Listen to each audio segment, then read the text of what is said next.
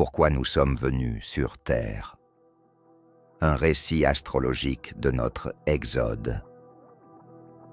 Vous ressentez le désir de retourner dans un endroit lointain que votre cœur connaît, mais dont votre intellect ne peut se souvenir. Vous êtes-vous déjà demandé pourquoi vous êtes sur Terre?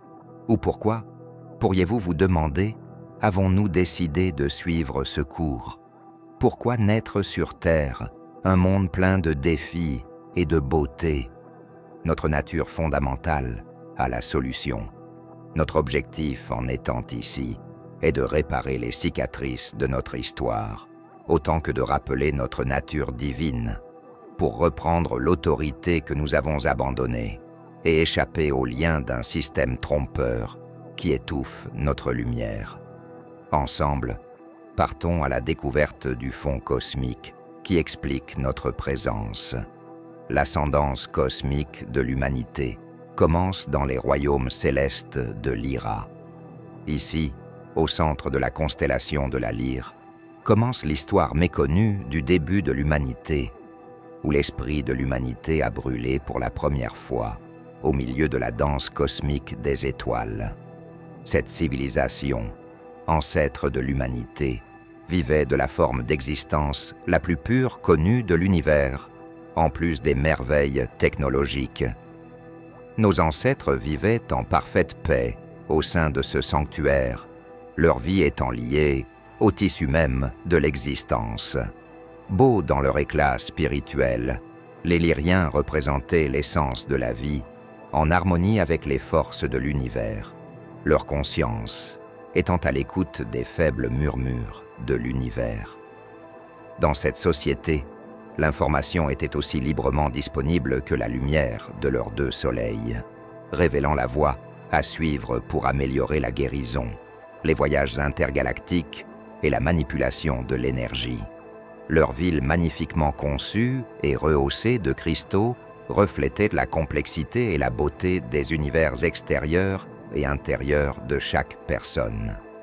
Un peuple dont le cœur battait au rythme cosmique, démontrant sa conscience spirituelle, sophistiquée et son unité, faisait vibrer l'air.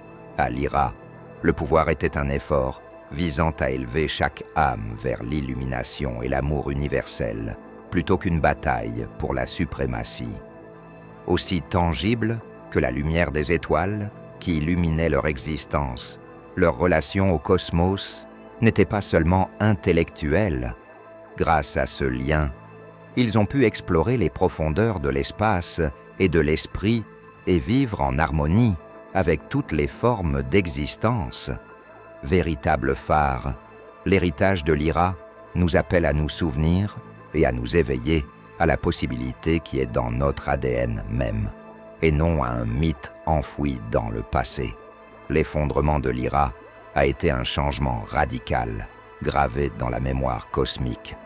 Une terrifiante histoire d'utopie perdue dans les ombres, d'une invasion de puissances malveillantes et sournoises. Les reptiliens avides de conquête et de domination ont observé la société paisible de Lyra et ont vu dans sa lumière le trésor ultime. Comparé à la vie tranquille que les Lyriens avaient connue auparavant, l'invasion fut rapide et impitoyable. Cette guerre était une lutte plus profonde pour l'âme d'une société qui avait prospéré grâce à l'amour, à l'unité et au transfert sans restriction du pouvoir et de l'information qu'une simple course aux armements. L'option impensable à laquelle les Lyriens étaient confrontés alors que les armées de reptiles descendaient sur leur monde était de défendre leur foyer ou de se soumettre à une puissance qui désirait non seulement conquérir, mais aussi souiller tout ce qui faisait d'eux des Lyriens. La tragédie de Lyra à cette heure terrible ne résidait pas seulement dans les batailles perdues ou dans les villes détruites. C'est à l'instant où les Lyriens, dans leur désespoir et leur désespoir, ont commencé à céder leur autorité.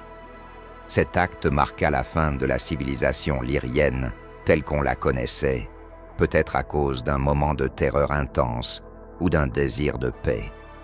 les Lyriens se sont répandus à travers les étoiles à la suite de l'invasion, un peuple autrefois unifié qui recherchait la sécurité et un nouveau départ. En plus des blessures évidentes du combat, ils portèrent également la profonde angoisse émotionnelle de perdre leur maison au profit d'un ennemi qui avait profité de leur générosité et de leur franchise. Oui, le choix de partir et de sauver le peu de leur culture était une tactique de survie, mais c'était aussi un geste profondément plein d'espoir et de résilience. En se dispersant, l'héritage lyrien a été planté dans de nouveaux sols, parmi des systèmes stellaires comme Sirius et les Pléiades, où ils ont travaillé à se réparer et à se reconstruire. Quelques-uns de ces exilés ont réussi à se rendre en Atlantide, un lieu qui brillait de perspectives, de rajeunissement et de renaissance. Ici, sous le ciel bleu et parmi les hauts cristaux palpitants d'énergie pure, les descendants de Lyra tentèrent de raviver la flamme éteinte de leur civilisation. S'élevant comme une lueur d'espoir, les temples et les tours de l'Atlantide témoignent de l'esprit résilient de ceux qui ont vu leur civilisation s'effondrer et qui ont encore osé rêver à nouveau. Au-delà d'une simple métropole, l'Atlantide était une fournaise de possibilités où se heurtaient l'esprit vif de la Terre et les connaissances spirituelles sophistiquées et le pouvoir scientifique des Lyriens. Les Atlantes, comme on les appela plus tard, prospérèrent, leur civilisation étant le miroir de la paix qui imprégnait autrefois les couloirs de Lyra. Vivant en communication avec le monde naturel et le cosmos au-delà, ils sont devenus des experts en manipulation énergétique, en guérison et en télépathie. Mais alors que leur civilisation atteignait son apogée, une leçon oubliée depuis longtemps a commencé à se répercuter dans les couloirs de l'autorité. Les catastrophes naturelles à elles seules n'ont pas mis fin à l'Atlantide. Un facteur plus subtil était la tendance à céder de façon répétée son autorité. Les Atlantes croyaient que partager leur pouvoir conduirait à des niveaux plus élevés de conscience. C'est pourquoi, dans leur quête de progrès et d'unité, ils ont ouvert leur cœur et leur esprit aux influences extérieures. Leur faiblesse était cette confiance, si admirable soit-elle dans ses intentions. Sous prétexte d'être des bienfaiteurs, des tyrans extérieurs se sont progressivement infiltrés dans la société atlante, la divisant et profitant de la gentillesse des Atlantes. Les défenses de l'Atlantide contre le mal ont commencé à s'affaiblir, ainsi que sa fréquence vibratoire. La société autrefois pacifique s'est désintégrée. Ses habitants se sont divisés entre ceux qui voyaient la tristesse approcher et d'autres qui étaient inconscients de la lumière brillante de leur propre réalisation. La division a atteint son apogée dans la terrible rupture spirituelle ainsi que dans la dévastation physique de l'Atlantide. Comme les Lyriens avant eux, les Atlantes ont dû faire face aux répercussions ultimes de l'abandon de leur domination, écrit au milieu des décombres de leur ville et des inondations qui ont fait valoir que c'était une leçon. Miroir reflétant l'attrait périlleux du sacrifice de sa souveraineté dans la quête d'une plus grande unité, la chute de l'Atlantide fut un écho poignant à la mort de Lyra. Ce passé, perdu dans les vagues et le sable du temps, n'en est pas moins un rappel émouvant de la nécessité de trouver un équilibre entre confiance et jugement, d'intégrer la force individuelle dans la société et de protéger la flamme du pouvoir avec la connaissance des âges. À l'ombre de l'effondrement de l'Atlantide, un pouvoir subtil et sournois a commencé à tisser un labyrinthe complexe à travers la réalité destinée à piéger l'esprit humain. Cette matrice fictive, une structure de manipulation et de contrôle, a été créée par des personnes qui ont observé et attendu l'occasion idéale de prendre le contrôle de l'âme humaine sur les restes de civilisations disparues. Ces architectes trompeurs de l'illusion ont habilement exploité la faiblesse innée mise en évidence par les cycles récurrents de trahison de confiance et la propension humaine à céder le contrôle à ceux qu'ils considèrent comme supérieurs. Les fils trompeurs qui entouraient la psyché, collective de l'humanité comme un manteau, remplaçaient l'oppression évidente des chaînes. Cela déformait les opinions sur la réalité, rendant impossible la distinction entre la réalité et la fiction, au point qu'il était impossible de distinguer ses propres pensées. Cette manipulation était une attaque planifiée contre la nature spirituelle de l'humanité, une tentative de rompre le lien étroit et vital que chaque âme entretient avec l'univers et sa sagesse illimitée, et non seulement une volonté de contrôle du monde matériel. La fausse matrice s'est glissée dans tous les aspects de l'existence humaine, depuis les systèmes de pouvoir jusqu'à la pureté de la pensée individuelle, le tout sous prétexte de progrès et de protection de la société. Cela a propagé un monde dans lequel la fragmentation a miné l'unité qui avait autrefois lié les humains aux étoiles, d'où ils étaient originaires, où la peur a remplacé l'amour et où la richesse du monde a éclipsé les richesses spirituelles. Les détenus de ce monde fabriqué ont été entraînés à adorer leur enfermement et à accepter les liens mêmes qui liaient leur esprit. C'était une prison sans mur. L'efficacité, autant que l'existence, était la tragédie de la fausse matrice. Cela a coupé les gens de l'énergie vitale de la création, qui imprègne toutes les parties du cosmos et d'eux-mêmes. Il fait taire la voix intérieure qui raconte des débuts, il y a longtemps, et des liens avec des planètes et des civilisations lointaines qui vivaient selon les idéaux d'amour, d'harmonie et de communication interstellaire. La fausse matrice a tenté de rendre l'humanité impuissante en cachant cet héritage cosmique pour transformer les créatures souveraines de lumière en simples engrenages dans une machine de sa propre création. Pourtant, il existe une lueur de la flamme éternelle qui brille de 1000 feux pour les personnes qui osent s'interroger, regarder et se souvenir, même au milieu de ce labyrinthe spirituel. En tant que tel, notre incarnation terrestre constitue un chapitre crucial de l'histoire de notre âme, choisi pour nous aider à surmonter les contraintes de la matrice illusoire et à prendre conscience de toute l'étendue de notre histoire spirituelle et cosmique. Malgré toutes ces illusions, la fausse matrice est incapable de détruire la profonde résilience et la souveraineté fondamentale de l'humanité. Retrouver le pouvoir qui est dans chaque âme et lever les voiles de la tromperie sont rendus possibles par cette résilience. La raison pour laquelle nous nous sommes incarnés sur Terre est précisément ce besoin de liberté, ce besoin naturel de retrouver notre vrai moi. Un énorme changement est sur le point de se produire. Ce moment charnière marque le début de notre voyage commun, depuis les ténèbres de la perte de pouvoir jusqu'à la lumière de l'éveil spirituel. Notre mission passe ici, sur le sol, riche de la terre. De la prise de conscience à la récupération active, nous appelons à restaurer le pouvoir souverain qui est notre droit de naissance et à guérir les vieilles blessures.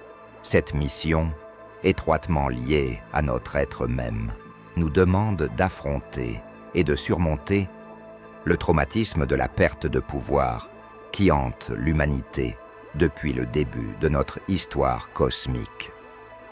Non seulement les blessures causées par les cycles d'abandon de notre pouvoir, de la chute de la lyre à l'effondrement de l'Atlantide, sont des notes historiques. Ce sont des blessures qui murmure dans l'âme collective les leçons d'une confiance trahie et d'une souveraineté oubliée. L'arène, où ces vieux conflits sont à nouveau combattus et où les chaînes de la fausse matrice sont identifiées et combattues, est la terre. L'éveil à notre identité spirituelle, au milieu du bruit de la vie contemporaine, est comme le lotus sortant de la boue. La montée est difficile, mais inévitablement motivée par un désir inné de lumière. Cet éveil n'est rien de moins qu'une révolution de la conscience, une reconquête radicale de notre véritable pouvoir et souveraineté qui a été masquée par les voiles de l'oubli et les illusions de la fausse matrice. Il nous faut nous rappeler qui nous sommes, non pas de simples êtres physiques naviguant dans un monde matériel, mais des individus lumineux, dotés d'énergie et d'esprit, connectés à un cosmos débordant de vie et d'intellect.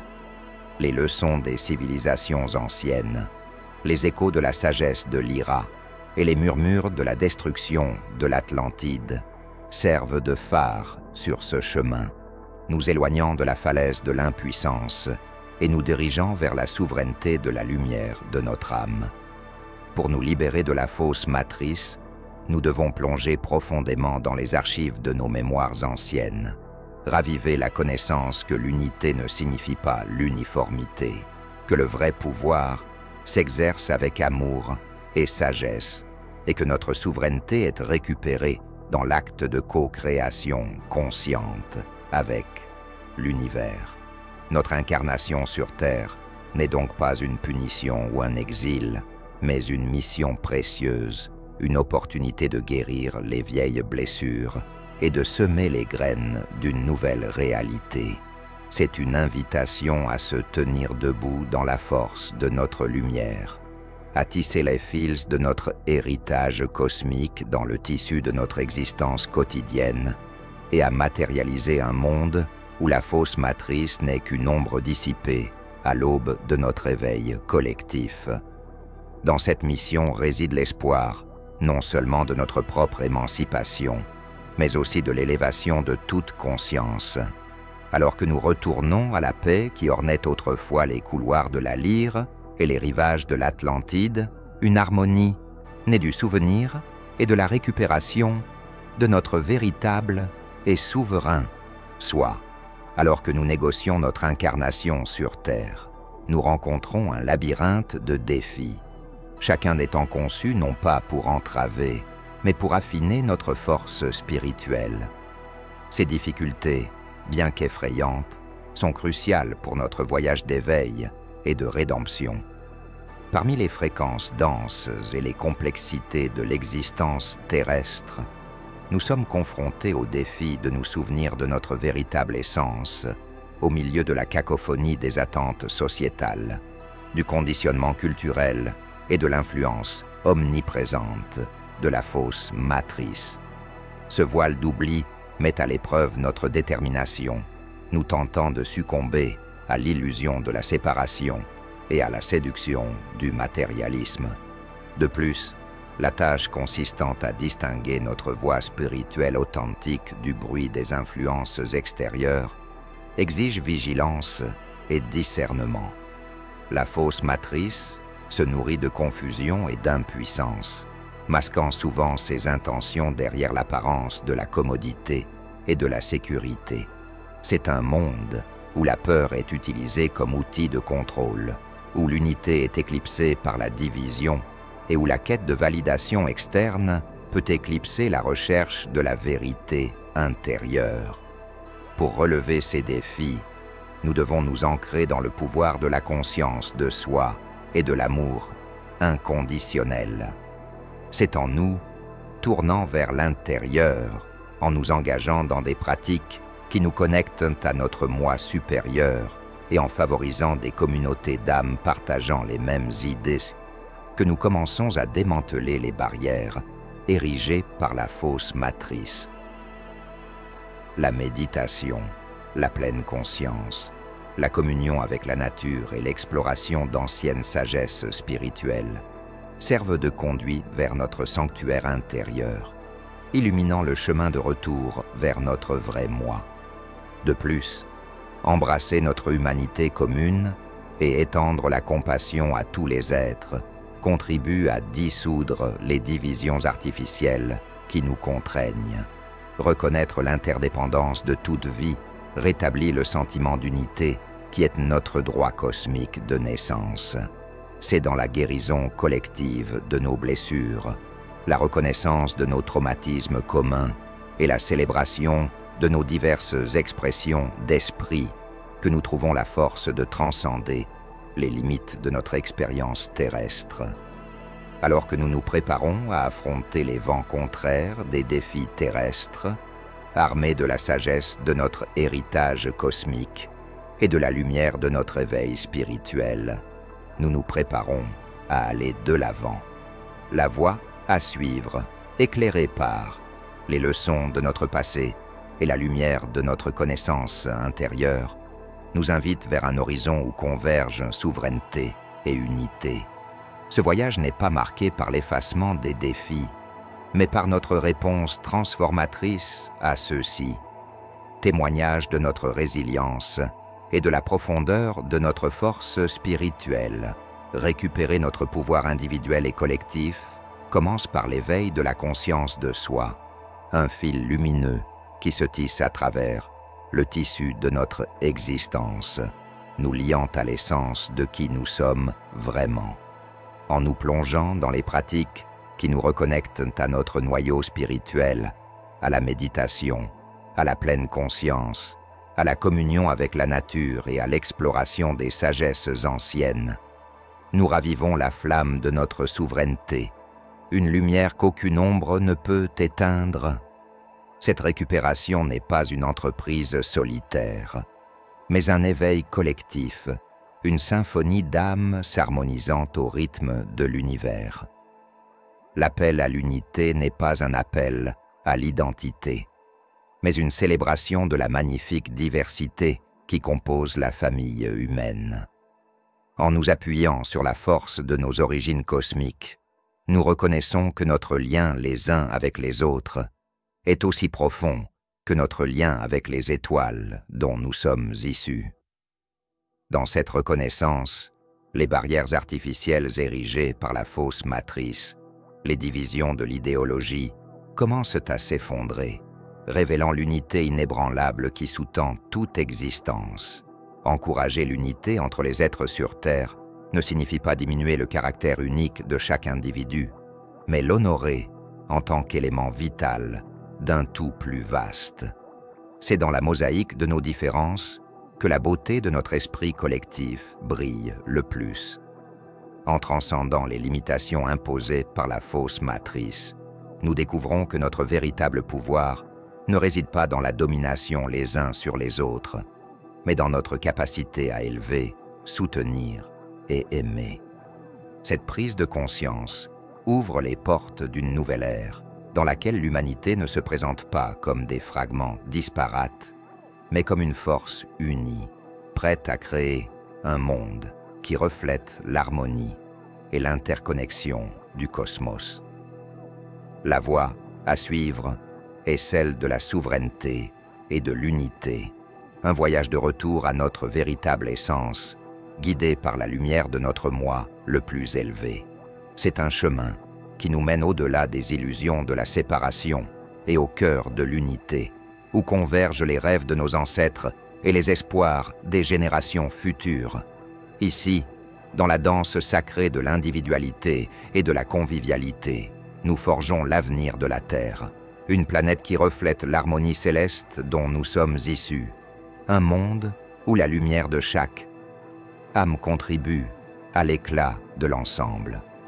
Alors que notre voyage à travers l'histoire cosmique et notre quête de l'éveil spirituel touche à sa fin, nous nous souvenons du profond désir qui réside en chacun de nous. Un désir non pas d'une étoile lointaine ou d'une civilisation perdue, mais d'une reconnexion avec notre véritable essence. Ce désir profond et résonnant est le rappel de l'âme de notre maison cosmique, un lieu qui transcende les limites physiques du temps et de l'espace. Il nous murmure un état d'être où l'harmonie, l'amour et la compréhension circulent aussi librement que les vents cosmiques, où nos esprits sont en parfait alignement avec les énergies universelles qui ont donné naissance aux étoiles. Cette demeure cosmique n'est pas un lieu à atteindre, mais une réalité à réaliser, un état d'existence que nous portons au plus profond de notre être. C'est dans le souvenir de cette vérité, dans la revendication de notre souveraineté spirituelle, que nous trouvons les clés pour guérir les blessures du passé et forger un avenir qui résonne avec les plus hautes vibrations de nos origines. En choisissant résolument de ne pas abandonner notre pouvoir, en restant fermes dans la lumière de notre propre divinité, nous devenons les architectes d'une nouvelle terre, une terre qui reflète la paix, l'unité et l'amour sans limite de notre demeure céleste. Le message qui résonne à travers les âges, depuis les royaumes étoilés de la lyre jusqu'au rivage cristallin de l'Atlantide, est clair. Notre pouvoir, notre souveraineté et notre droit de naissance, c'est le phare qui nous guide à travers les ténèbres, l'étoile qui nous ramène à nous-mêmes. En embrassant ce pouvoir, en incarnant notre souveraineté spirituelle, nous initions la guérison de notre âme collective, en tissant ensemble les fragments de notre héritage cosmique dans une tapisserie de lumière. En cette ère naissante, où la fausse matrice disparaît dans les annales du temps, nous sommes unis pour témoigner de la résilience et de l'esprit indomptable de l'humanité. Notre voyage est celui du retour, revenir à l'amour, à l'unité, à la profonde sagesse qui réside en chacun de nous. En honorant notre désir de notre demeure cosmique, nous créons un monde qui reflète la beauté, l'harmonie et les possibilités infinies de l'univers lui-même. Avançons avec le cœur ouvert et l'esprit libéré, portant en nous la lumière de notre maison cosmique, illuminant le chemin de tous ceux qui parcourent la Terre. Ensemble, nous pouvons guérir le passé et co-créer un avenir où chaque âme connaît son vraie puissance, où chaque cœur bat en harmonie avec le rythme cosmique. Un avenir où la Terre elle-même brille comme un phare de lumière et d'amour dans l'immensité des étoiles.